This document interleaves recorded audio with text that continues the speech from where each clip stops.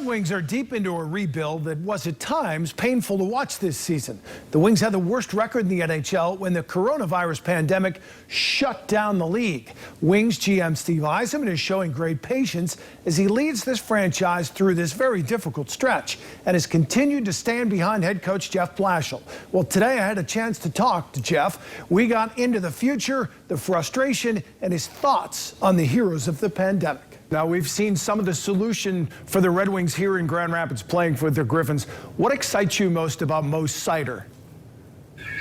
Well, you know, he's got a personality, a moxie, a confidence to him that the better players I've been around have had. And he's got a belief in himself. It's not a outwardly fake bravado confidence. It's an inner self-confidence. I use the word he's comfortable in his skin. That's what the real confident people are. And that's going to allow him to get better because it'll allow him to accept coaching. It'll allow him to persevere through tough times. When he gets knocked down, he's going to get back up, and not just get back up, but he's going to get back up with his confidence intact. And I just think that's such a critical thing. You know, he does lots of things well as a hockey player. He's big, he's mobile, he's really smart. He's certainly learning how to produce offense without sacrificing defensively, and that's a learning process that he's gone through this year under great guidance from Ben Simon and his coaching staff. But in the end, what I think separates people are those it factors, and he's got the it factor in terms of confidence. He's got the it factor in his swagger in which he handles himself, but he's also got that it factor in terms of wanting to be great in his inner drive. And so, you know, I think he's got lots of positives. Now, you know, this is not an easy road to become a real good player in the NHL, and he'll have tough times ahead of him. But I do think that self-confidence that he has is going to carry him through those tough times. You've been a key part of this Red Wings rebuild, Jeff. What is the biggest challenge for you as a coach?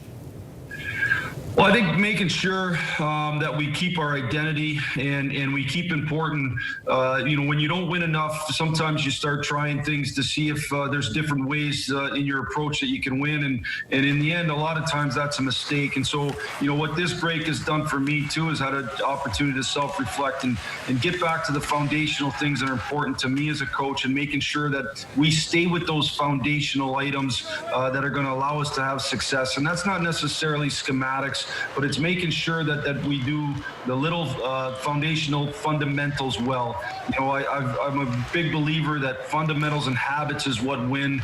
Schemes and system don't win. When your players have great fundamentals and habits, they make the right play on a consistent basis. And so I just think it's making sure that you stay true to what your beliefs are. There's going to be times to try to look for solutions and look potentially to change, and sometimes that's good. But there's times where you got to reset yourself and say, okay, what are we about? Make sure we maintain what we're about, and I've had that opportunity to do here during this break.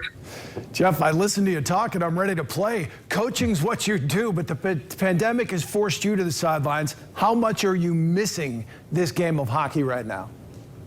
I'm missing it a lot, you know, missing the competition, missing the chance. You know, when you wake up as a coach, you wake up every day, and even in a tough year like this year, you know, I wake up every day and you're excited to get to the rink to try to make it a better tomorrow. Excited for that challenge. And the one thing about the pandemic, you know, I've stayed plenty busy. I've had opportunity to do lots of different things. I've been on a lot of Zoom calls with coaches. I've done those things, but you miss that drive to go get better and to find ways to really practically help your players get better and your team get better. That's really what I've enjoyed the most out of coaching. Certainly I love the win, but watching your team get better and watching your individual players get better is awesome.